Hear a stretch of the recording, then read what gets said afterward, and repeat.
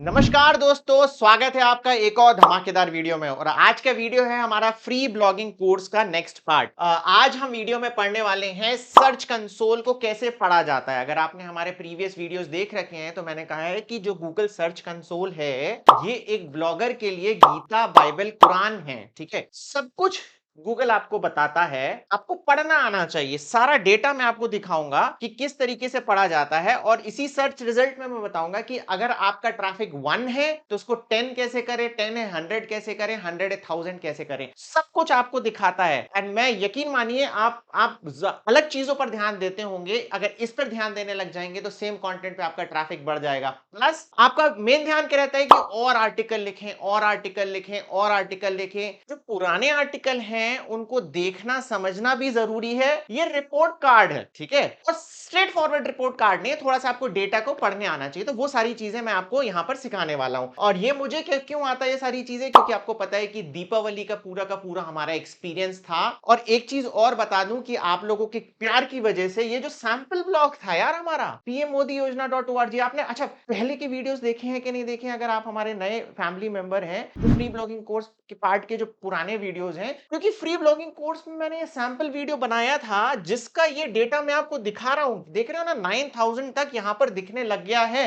Search से सारा data आ रहा है, तो सैंपल ब्लॉग भी रैंक कर गया है दोस्तों। तो आप अच्छे से ईमानदारी से फ्री ब्लॉगिंग कोर्स को फॉलो करोगे तो आप भी ये सारी चीजें अचीव कर सकते हो। ठीक है, तो अगर आपने प्रीवियस फ्री ब्लॉगिंग कोर्स के वीडियोस नहीं देखे हैं तो देख लें। और आप लोगों के प्यार की वजह से ये सारी चीजें हो पा रही हैं, इसलिए आप सबका थैंक यू वेरी मच। अब हम आते हैं कि देखिए सर्च कंसोल में क्या क्या चीजें दिख रही हैं। सबसे पहला टैब जो आपको दिख रहा है ये ओवरव्यू है। ओके, ओवरव्यू में आपको ये सारी चीजें दिख रही हैं कि ये मोटा माटी सारी चीजें है ना। अब इसको हम डिटेल में जानेंगे ये सारी चीजें क्या हैं। ओके, और यूआरएल इंस्पेक्शन आता है नेक्स्ट। यूआरएल इंस्पेक्शन में जब आप क्लिक करेंगे तो यहां पर देखिए कर्सर आ गया आपका। फॉर एग्जांपल अब मैं आपको बता दूं कि हमारा फ्री ब्लॉगिंग कोर्स का सैंपल ब्लॉग कौन सा था। आप गूगल पर सर्च कर सकते हैं पीएम मोदी योजना, ठीक है। और ये देखिए हमारा ब्लॉग आ गया है। ये .in वाला हमारा नहीं है, .org वाला है। आप देख सकते हैं पीएम मोदी योजना बाय पवन अग्रवाल ये लिखा हुआ है। ओके,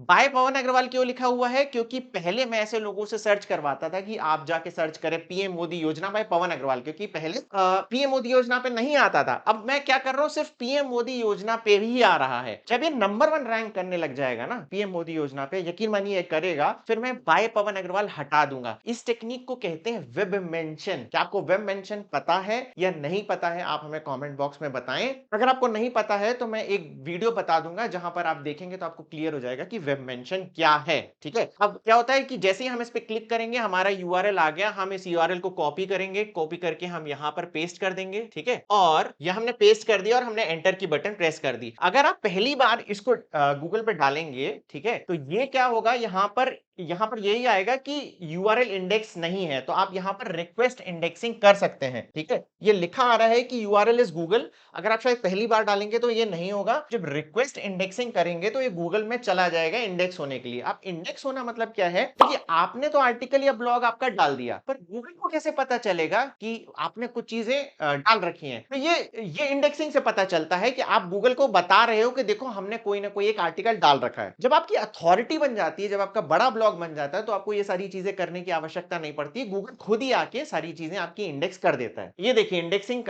होने के बाद कुछ इस तरीके का मैसेज आता है। अब यहां पर है ना कुछ ये देखिए इंपॉर्टेंट चीजें भी दिखाई देती हैं। सारी चीजें ठीक है, अगर आपकी एक अच्छी होस्टिंग है, आपने एक अच्छी थीम लगा रखी है, तो ये कभी भी कोई इशू आने वाला नहीं होता है। अगर इससे रिलेटेड कोई भी इशू आ रहा होता है शुरू शुरू में, तो आप घबराने की जरूरत नहीं है, क्योंकि आपकी अथॉरिटी अच्छी नहीं है।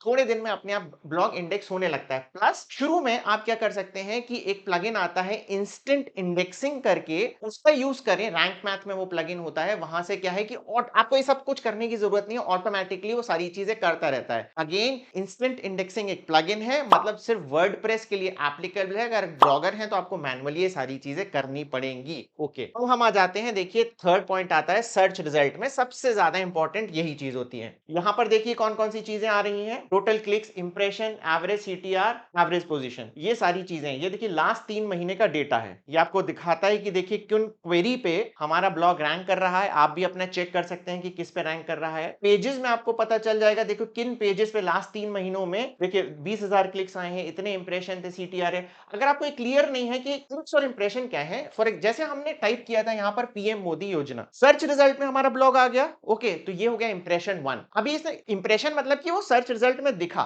जरूरी नहीं है कि किसी बंदे ने उस पर क्लिक किया हो। अगर क्लिक करेगा तो यहाँ पर काउंट आ जाएगा। ओके, तो ये इंप्रेशन है कि हमारा ब्लॉग कितनी बार दिखा और इतने लोगों ने क्लिक किया। तो total click divided by impression, सीधा सीधा आ गया सीटीआर। एवरेज पोजीशन क्या हो गई, जैसे हमने पीएम मोदी यहाँ पर टाइप किया तो तीसरे नंबर पे हमारा आ रहा था। पीएम मोदी इंप्रेशन जब आता है उसके बेसिस पे दिखा देता है कि एवरेज पोजीशन क्या है। अब देखिए हमारी एवरेज पोजीशन है 10.2, मतलब मैक्सिमम हमारे कीवर्ड पेज 1 से थोड़े से बाहर है। जैसे ही ये पेज 1 पे आ जाएंगे, मतलब इसकी पोजीशन 4 या 5 होने लग जाएगी, ये जो आपको ट्रैफिक दिख रहा है ना, ये जो आपको क्लिक्स दिख रहे हैं, ये अपने आप 10 टाइम्स हो जाएंगे। ठीक है, आपको क्या करना है, थोड़ा बहुत आपको पोजीशनिंग भी इंप्रूव करनी पड़ेगी अपनी आर्टिकल की, जो कि रैंक कर रहा है। आगे जाके वो भी मैं बताऊंगा कि कैसे आप कर सकते हैं। ओके, इसके बाद आता है नेक्स्ट डिस्कवर। डिस्कवर में क्या होता है कि अभी आपको साइड में मैं मोबाइल की स्क्रीन में आपका दिखा दूंगा। जब आप गूगल पे जाते हैं, आपको वहां पर बहुत सारे आपके इंटरेस्ट बेस्ड चीजें दिखती हैं। ठीक है, आप डिस्कवर को गूगल का फेसबुक मान सकते हैं कि इंटरेस्ट बेस्ड चीजें मिलती हैं और उसे बहुत ज्यादा ट्रैफिक आता है। गूगल वेब स्टोरी वाला भी जो आर्टिकल होता है वो वहीं पर ही दिखता है। मैंने पूरा डिटेल्ड वीडियो बना के रखा है कि ट्रेंडिंग आर्टिकल पे किस तरीके से काम किया जाए। वो आपको आई बटन या डिस्क्रिप्शन में मिल जाएगा कि फेसबुक किस तरीके से काम करता है, गूगल डिस्कवर किस तरीके से काम करता है और आपको ट्रेंडिंग आर्टिकल किस तरीके से लिखना चाहिए। डिस्क्रिप्शन में लिंक को जरूर चेक करें। अब देखिए अगेन यहाँ पर 3 चीजें आ रही हैं डिस्कवर में, टोटल क्लिक्स, इंप्रेशन और एवरेज सीटीआर। ठीक है, इसमें आप देखेंगे कि एवरेज पोजीशन नहीं आ रही है। ओके, क्योंकि फीड रहता है तो इसमें क्योंकि किसी ने कोई चीज सर्च नहीं करी है तो इसलिए एवरेज पोजीशन नहीं आ रही है, बाकी डेटा सेम है। तो इसमें भी आप देख सकते हैं कि आप देखेंगे कि कौन सा आर्टिकल आपका डिस्कवर में आया और आप देखेंगे कि सीटीआर। सीटीआर देखो, डिस्कवर में जीतने का एक ही फॉर्मूला है कि जितना ज्यादा आप सीटीआर को रख पाओगे आप डिस्कवर में आओगे। अगेन जो मैंने बताया था फेसबुक वर्सेस गूगल, उसमें मैंने पूरा बताया था कि किस तरीके से आप सीटीआर बढ़ा सकते हैं। सीटीआर बढ़ाना मतलब पूरा क्लिक बेट है। डिस्कवर मतलब जितना अच्छा आप क्लिक बेट खेल सकते हो उतने अच्छे आपके डिस्कवर में व्यूज आएंगे। ओके, अब यहां पर हम आ जाते हैं नेक्स्ट में, ये है इंडेक्सिंग। देखिए हम पेज पे आए, इंडेक्सिंग जैसे मैंने बताया था कि गूगल को पता चलेगा कि नहीं पता चलेगा। आप देखिए 120 मेरे पेजेस हैं जो इंडेक्स्ड नहीं है यहाँ पर। ठीक है, 314 है इंडेक्स्ड, मतलब 314 हैं गूगल को पता है और 120 गूगल को पता ही नहीं। अब आपको लग रहा होगा कि यार ऐसा कैसे हो गया, मेरे यूआरएल कैसे नहीं पता गूगल को। मैं आप लोगों को पढ़ा रहा हूं क्योंकि मैं चाहता हूं कि गूगल को ये पेजेस ना पता चले। कौन कौन से ऐसे पेजेस होते हैं, कौन कौन सी कैटेगरी और टैग्स होते हैं कि जो मैं चाहता हूं कि गूगल को ना देखें, वो मैंने एसईओ सेटिंग्स वाले अपने फ्री ब्लॉगिंग कोर्स के पार्ट में बता रखा। अगेन आपको डिस्क्रिप्शन या आई बटन में वो लिंक मिल जाएगा, ध्यान से देखिएगा। ये जरूरी किस वजह से है, क्योंकि देखिए कई लोगों को डुप्लीकेट कंटेंट का एरर आता है। तो ये डुप्लीकेट कंटेंट का एरर ना आए वो सारी चीजों के लिए ये चीजें ऐसी होती हैं जो हम चाहते हैं कि इंडेक्स ना हो। ध्यान दीजिएगा, ये बहुत ज्यादा जरूरी है। नेक्स्ट आ रहा है साइट मैप। साइट मैप क्या होता है, अगेन एसईओ सेटिंग्स में आपको पता चल जाएगा कि हम साइट मैप से क्या होता है कि जितने भी हमारे पोस्ट और पेजेस होते हैं उसका एक साइट मैप बन जाता है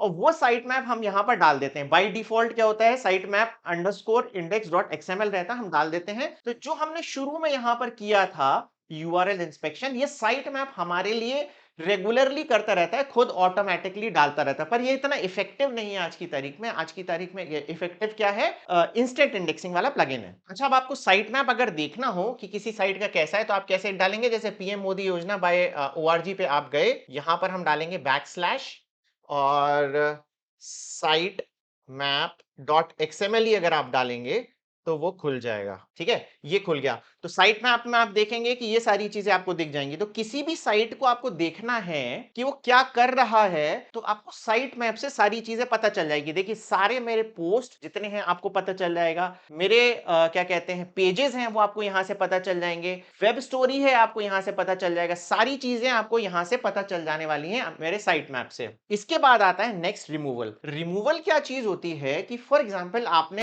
एक कोई ब्लॉग पोस्ट पब्लिश कर दिया और आप किसी वजह से उसको डिलीट करना पड़ा, ठीक है? तो आप चाहते डिलीट करना पड़े मतलब आप दिखाना नहीं चाहते यूजर को, पर आप आपके डिलीट करने से ऐसा नहीं है कि गूगल को भी पता चल जाएगा कि रिमूव करना है, तो आपको यहां पर आकर न्यू रिक्वेस्ट करनी पड़ेगी और उस यूआरएल को डालना पड़ेगा कि आपको रिमूव कर दो। बट हम लोग इसका भी यूज नहीं करते हैं। हम लोग क्या करते हैं, अगर आपको यूआरएल डिलीट करते हैं तो हम रीडायरेक्ट कर देते हैं। रैंक मैथ में एक ऑप्शन आता है, उसको रीडायरेक्ट कर देते हैं किसी रिस्पेक्टिव उसी के जैसे पेज पे या फिर होम पेज पे कर देते हैं। इसका यूज मैंने आज तक कभी भी नहीं किया। अब ये देखिए एक बहुत ही इंपॉर्टेंट चीज आती है, पेज एक्सपीरियंस। अब ये देखिए पेज एक्सपीरियंस में कितना आ रहा है, 99.7। हमारा कितना अच्छा पेज एक्सपीरियंस है। ये देखिए सारे यूआरएल का, इंप्रेशन का, ये कितना अच्छा पेज एक्सपीरियंस बता रहा है। ये एक बहुत ही इंपॉर्टेंट सर्च इंजन क्राइटेरिया है। अगर आपका पेज एक्सपीरियंस अच्छा नहीं है तो अगर आपका ब्लॉग रैंक भी हो रहा होगा तो उसको डी रैंक कर देगा। अब ये अच्छा पेज रैंक आप कैसे लेके आएंगे, उसके लिए आपको एक अच्छी होस्टिंग की आवश्यकता पड़ेगी। इसीलिए जो भी एक नया बंदा होता है मैं उसको हमेशा रिकमेंड करता हूं कि आप होस्टिंगर लें, क्योंकि आप होस्टिंगर लेंगे तो आपकी मोटा माटी इस तरीके की अच्छी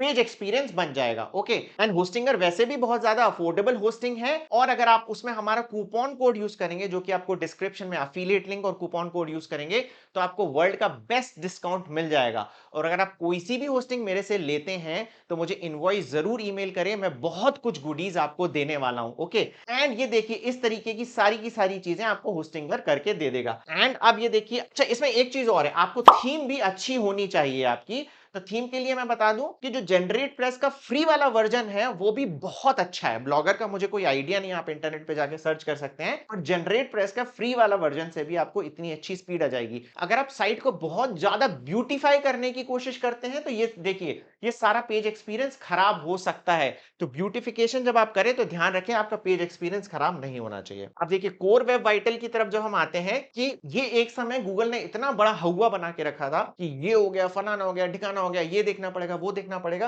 अभी कुछ दिन पहले उन्होंने यही बोला है कि हमने ये फिलहाल हटा दिया है, इसका कोई मायना नहीं है, तो इसलिए इसको समझने की ज्यादा आवश्यकता हमें है नहीं। ये मोबाइल यूजेबिलिटी सबसे ज्यादा जरूरी है कि आपकी जो साइट है वो मोबाइल कंपैटिबल है कि नहीं, मोबाइल में प्रॉपर्ली खुल रही है कि नहीं। देखो मेरी पूरी की पूरी साइट जो है वो मोबाइल कंपैटिबल है। ओके, अगेन इसके लिए क्या है कि एक अच्छी होस्टिंग और एक अच्छी थीम की आवश्यकता पड़ती है। होस्टिंग के लिए मैंने होस्टिंगर बोल दिया, एंड थीम के लिए जनरेट प्रेस की जो फ्री थीम है, एस्ट्रा की जो फ्री थीम है, वो दोनों थीम बहुत अच्छी है। आपका मोबाइल यूजेबिलिटी इशू नहीं आना चाहिए। अब नेक्स्ट आता है एएमपी। एएमपी क्या है, ये है एक्सेलरेटेड मोबाइल पेजेस। ये भी एक समय गूगल ने बहुत ही धूमधाम से इसको बनाया था और बोला था कि हर बंदा एएमपी पे आए। एएमपी पे हम अपनी साइटों को लेके गए थे, पर हमें बेनिफिट की जगह थोड़ा सा नुकसान हुआ, तो हम वापस नॉर्मल अपनी साइट पर आ गए। एएमपी क्या चीज है कि आपकी साइट अगर बड़ी है, क्योंकि देखो गूगल क्या चाहता है कि देखो आजकल सारे जो यूजर्स हैं वो मोबाइल पर ही ब्लॉग खोलते हैं, मोबाइल पे इंटरनेट स्पीड होती है कम। तो अगर आपकी साइट हैवी है, ठीक है, ज्यादा बड़ी साइट है, तो खुलने में प्रॉब्लम होती है। तो क्या करता है गूगल, एएमपी क्या करता है, अगर आपका बड़ा पेज साइज है तो वो छोटे साइज में खोल के दे देता है। परंतु इफेक्टिवली एक काम किया नहीं, क्योंकि आजकल की जो थीम्स वगैरह भी आ गई हैं वो इतनी लाइट हैं कि ज्यादा हैवी होता नहीं है, मोबाइल पे अच्छे से चीजें खुल जाती हैं। तो एएमपी पहले एक क्राइटेरिया हुआ करता था, पर अभी कोई क्राइटेरिया है नहीं, मैं एएमपी यूज करता नहीं हूं। ये एएमपी डेटा क्यों आ रहा है, क्योंकि वेब स्टोरी जो आपने सुन रखा होगा, आपने वेब स्टोरी अगर नहीं सुन रखा है तो डिस्क्रिप्शन में आपको लिंक मिल जाएगा कि वेब स्टोरी क्या है, उससे भी आप बहुत अच्छे पैसे कमा सकते हैं। तो वेब स्टोरी बाय डिफॉल्ट क्या होता है, एएमपी में ही खुलती है। ओके, तो इसी वजह से एएमपी का ये बता रहा है। नेक्स्ट है देखिए एफएक्यू। एफएक्यू है फ्रीक्वेंटली आस्क्ड क्वेश्चंस। अब आप देखेंगे कि हमने ऑलमोस्ट यहां पर आपको देखो पता चल जाएगा कि कितने हमारे एफएक्यू कंपैटिबल पेजेस हैं। 231 जो पेजेस हैं उनमें हमने एफएक्यू डाल रखा है। एफएक्यू मतलब क्या चीज होती है कि अभी मुझे ना गूगल पे सर्च रिजल्ट करके मैंने देखा, मुझे एफएक्यू नहीं दिखा। अगर पास्ट में मेरे पास कुछ दिख रहा होगा तो मैं स्क्रीन पे लगाकर देख दूंगा। अदरवाइज जब सर्च रिजल्ट आता था तो उसके नीचे 4 चीजें और दिखा देते थे, उसको एफएक्यू कहते थे। ठीक है, एफएक्यू क्या है, एक स्कीमा टाइप है। आपको अगर स्कीमा टाइप नहीं पता है, अगेन मैं आपको डिस्क्रिप्शन में एक लिंक डाल दूंगा, उससे आपको पता चल जाएगा कि स्कीमा टाइप क्या है। और ये जो चीजें आपको एनहांसमेंट यहां पर दिख रही है ना, मेरा सिर्फ एफएक्यू है, और भी बहुत सारे स्कीमा टाइप होते हैं, 10-12 टाइप के स्कीमा टाइप होते हैं। अगर वो सारे आप यूज करोगे तो यहां पर आपको दिखता जाएगा। जैसे जॉब पोस्टिंग भी एक स्कीमा टाइप होता है, वीडियो भी एक स्कीमा स्कीमा टाइप होता है, वो सारी चीजें दिखेंगी। एक चीज ऊपर मैं बताना भूल गया कि डिस्कवर के नीचे एक और चीज आती है, न्यूज, गूगल न्यूज। आपने सुन रखा होगा कि गूगल न्यूज में अप्लाई कर दो, भर भर के ट्रैफिक आएगा। ऐसा नहीं होता है, आपकी साइट की अथॉरिटी भी होनी चाहिए तब गूगल न्यूज में आता है। मैंने आज तक कभी गूगल न्यूज अप्लाई नहीं किया है, कई साइटों में मेरा गूगल न्यूज ऑटोमेटिकली यहां पर आ गया है। ओके, तो अप्लाई करें ना करें से कोई फायदा नहीं होता, बट अप्लाई करने का एक फायदा ये हो जाता है कि आपकी साइट जल्दी इंडेक्स होने लगती है। तो आपको चाहिए कि आपकी साइट जल्दी जल्दी जल्दी इंडेक्स हो, तो आप गूगल न्यूज में अप्लाई कर सकते हैं। अब ये एक बहुत इंपॉर्टेंट चीज है, साइट लिंक्स। साइट लिंक्स आप देखेंगे कि मेरा सिर्फ वन ही वैलिड है, और वो कहां पर है, होम पेज पर है। साइट लिंक हम बाकी, अच्छा, ऊपर जितनी चीजें मैंने बताई थी वो हम खुद कर सकते थे, साइट लिंक हम नहीं बनाते हैं, साइट लिंक गूगल खुद बनाता है। अब जैसे उसने देखो बोल रहा है मेरा होम पेज पे साइट लिंक बना हुआ है। अब होम पेज पे साइट लिंक का मतलब क्या है, मैं आपको सर्च करके दिखाता हूं। ये देखिए, ये जो दिख रहा है ना, ये मेरा पेज सर्च में दिख रहा है, ये लिंक्स हैं। ठीक है, ये जो लिंक्स दिख रही हैं इनको साइट लिंक्स कहते हैं। ये मैं नहीं बनाता हूं, ये गूगल बनाता है। और मोस्टली ये क्या बन जाती हैं, जो मैंने नोटिस किया है, जो आप मेन्यू बनाते हो ना यहाँ पर, यूजुअली ये सारी चीजें साइट लिंक में बन जाती हैं। अब यहाँ पर मैं आपको एक और टिप दूंगा कि ये जो होम पेज होता है ना, आपको अगर कोई चीज जल्दी इंडेक्स करनी होती है तो आप यहाँ पर मेन्यू में डाल सकते हो। मैं आगे जाके बताऊंगा कि क्यों होता है वो सारी चीजें, पर मेन्यू में आप जो डालोगे ना, यहाँ पर साइट लिंक जो मैंने बताया था, ये देखिए इस तरीके की साइट लिंक बनने के बहुत ज्यादा चांसेस होते हैं। साइट लिंक अब देखिए मैंने नहीं बनाया है, गूगल नहीं बनाया है, और मेरे सिर्फ एक ही पेज के लिए है। नेक्स्ट ये आता है सिक्योरिटी एंड मैनुअल एक्शन। अच्छा, कई लोग बोलते हैं कि उनकी साइट इंडेक्स नहीं हो रही है या कोई प्रॉब्लम है। अब जाके देखिए कहीं ना कहीं आपको ये मैनुअल कोई एक्शन वगैरह तो नहीं आया। आप सिक्योरिटी इश्यूज वगैरह जाके देखिए, कोई सिक्योरिटी इश्यूज तो गूगल नहीं दिखा रहा है। मैनुअल एक्शन यूजुअली क्यों आता है, जब आप बहुत ज्यादा गेस्ट पोस्ट, बहुत ज्यादा बैकलिंक किसी दूसरे को दे देते हो। अब गेस्ट पोस्ट अगर आपको नहीं पता है, तो गेस्ट पोस्ट से भी बहुत सारे पैसे कमाए जा सकते हैं। एक ब्लॉग से 21 तरीकों से पैसे कमाए जा सकते हैं, वो हम पूरा पूरा एक वीडियो बना चुके हैं। अगेन आपको डिस्क्रिप्शन में लिंक मिल जाएगा। और गेस्ट पोस्ट से भी आप बहुत अच्छे पैसे कमा सकते हैं। हमारे चैनल पे आशीष आ चुका है जो गेस्ट पोस्ट से बहुत पैसे कमाता है। उसमें एक प्रॉब्लम ही हो जाती है, क्योंकि इसमें आपको बैकलिंक देना पड़ता है। तो बैकलिंक अगर आप बहुत ज्यादा दे दोगे तो गूगल आपको पीनलाइज कर देगा। ये मुझे कैसे पता चला, आशीष से ही पता चला। तो आप अगर गेस्ट पोस्टिंग का काम कर रहे हैं तो बहुत ज्यादा बैकलिंक मत दे देना, वरना यहां पर आपको एक्शन आ जाएगा और आपका जो ब्लॉग है वो डी रैंक हो सकता है। ओके, तो ये दो चीजें चेक करना बहुत ज्यादा जरूरी है। अब ये लेगेसी टूल्स एंड रिपोर्ट्स है, पुराना है। जी सर्च कंसोल है ना, समय समय पर चेंज होता रहता है। तो जो पुराने टूल्स वगैरह हुआ करते थे, अगर आपको वो यूज करना है तो उसके लिए है, पर आई थिंक हम अभी के लिए वो बिल्कुल भी एप्लीकेबल है नहीं। लास्ट, ये बहुत ज्यादा इंपॉर्टेंट है, लिंक्स। लिंक्स देखिए क्या चीज हो गई कि ये है इंटरनल लिंक। ठीक है, इंटरनल लिंक मतलब कि अगर हम दीपावली से दीपावली पे ही जाते, किसी लिंक पर हम क्लिक करते हैं और दीपावली से दीपावली पे ही आ गए, तो उसको कहेंगे इंटरनल लिंक। और अगर दीपावली में हमने किसी लिंक पर क्लिक किया और किसी दूसरी वेबसाइट पे चले गए, तो वो हो गया एक्सटर्नल लिंक। ओके, ये देखिए कि हमारी साइट पर कितने लोगों ने, इंटरनल लिंक तो ये दिखा दिया कि हमने कितने इंटरनल लिंक बनाए, खुद ही हम बनाते हैं। एक्सटर्नल लिंक मतलब क्या हो गया कि कितने लोगों ने हमें बैकलिंक दिया है, मतलब दूसरों की साइट से वो हमारे पास में आए हैं। ये देखिए योजना गाइड डॉट इन ने 159 हमें बैकलिंक दे रखे हैं, और ये सारी साइटें इन्होंने बैकलिंक दे रखे हैं। ये योजना गाइड डॉट कॉम है, 159 बैकलिंक देने का एक मतलब ये भी हो सकता है कि इसने क्या किया होगा कि पूरा का पूरा मेरा आर्टिकल उठाया होगा पीएम मोदी का और अपनी साइट पे डाल दिया होगा। अब इस बेवकूफ को ये नहीं पता होगा कि हमने जो साइट बनाई थी, हमारा जो यूआरएल था, जैसे हम यहां पर आएंगे, अगर आप पूरा का पूरा आर्टिकल कॉपी कर लोगे, फॉर एग्जांपल आप ये पूरा कॉपी कर लोगे, तो यहां पर ये जो लिंक्स है वो भी साथ में चली जाएंगी कॉपी, और ये मुझे एज अ बैकलिंक मिल जाएंगे। अगर आपको ये क्लियर नहीं हो रहा है तो आप हमें क्वेश्चन पूछ सकते हैं। इसलिए हमने बताया था कि कोई, इसलिए आप देखेंगे कि कई लोग क्या करते हैं कि कंटेंट को हाइड कर देते हैं कि कोई कॉपी ना कर पाए। हम तो खुला छोड़ देते हैं कि हमारा कंटेंट आप कॉपी करो, क्योंकि कंटेंट आप कॉपी करोगे तो मुझे यहां पर ऐसा बैकलिंक मिल जाएगा और मेरे को फायदा हो जाएगा। अभी तक हमने फ्री ब्लॉगिंग कोर्स में बैकलिंक से रिलेटेड कोई वीडियो नहीं बनाया है। बैकलिंक बहुत ज्यादा इंपॉर्टेंट है और बैकलिंक आग से जैसे खेलने के लिए है, इसी वजह से मैं थोड़ा सा डिले कर रहा हूं। थोड़ा डिले होने के बाद बैकलिंक वाला वीडियो आएगा। अब आ जाते हैं सेटिंग्स पर। सेटिंग्स में क्या होता है कि आप ओनर जब आप बनाते हैं तो यहां पर आपको कई बार देना पड़ता है परमिशन कुछ लोगों को, जो कि हमारा देख पाए सर्च कंसोल। ये जैसे मेरा ब्रदर है, ये मेरी वाइफ हो गई, इनको मैंने एक्सेस दे रखा है कि आप देख लें। यहां पर जो जो अजीब सा आपको दिख रहा होगा, ये हमने दिया है इंस्टेंट इंडेक्सिंग वाला जो प्लगइन होता है, उसमें भी हमें परमिशन देनी होती है, तो उसको हमने परमिशन दे रखा है। बहुत ही सिंपल सा है, ज्यादा कुछ है नहीं इसमें। अब सबसे इंपॉर्टेंट चीज है कि जो डेटा पढ़ना है, ये तो हमने डेफिनेशन बता दिया। अब मैं बताऊंगा कि डेटा कैसे पढ़ा जाता है, कि हमें 1 से 10 बताना है और 10 से 100 जो ट्रैफिक करना होता है। तो सबसे इंपॉर्टेंट होता है इंप्रेशन, कि किन कीवर्ड पे हमारा इंप्रेशन आ रहा है उसको ही हमें कन्वर्ट करना होता है। तो हम देखते हैं कि सबसे ज्यादा इंप्रेशन 3 महीने में मेरे किस पेजेस पे आ रहा है। मैंने पेजेस पे यहां पर किया, ओके। उसके बाद मैं इंप्रेशन पे सॉर्ट आउट करता हूं। तो अभी एक मैंने निकाला था महिला सम्मान बचत पत्र स्कीम, ठीक है। ये वाला तो अभी अभी रैंक हुआ है हमारा, इसलिए इसका डेटा मैंने देखा नहीं है। इसका डेटा मैंने एनालाइज किया था महिला महिला सम्मान बचत पत्र सेविंग स्कीम, ओके। अब आप देखेंगे इस योजना में हमें किस क्वेरी पे सबसे ज्यादा इंप्रेशन आए हैं। ये आए हैं, वो एक कीवर्ड ये हमें दिखा रहा है, महिला बचत सम्मान पत्र योजना।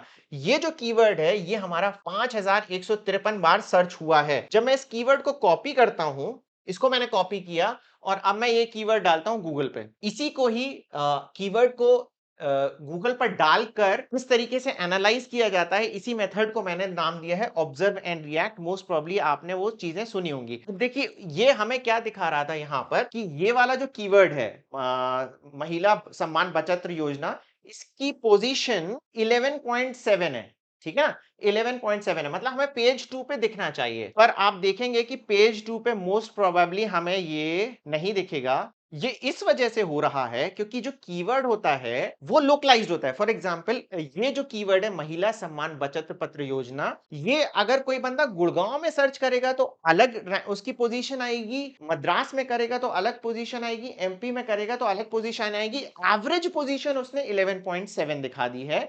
मेरे यहां गुड़गांव में ये मुझे दिख रहा है, ये देखिए पेज नंबर 3 पर मुझे दिख रहा है, ओके।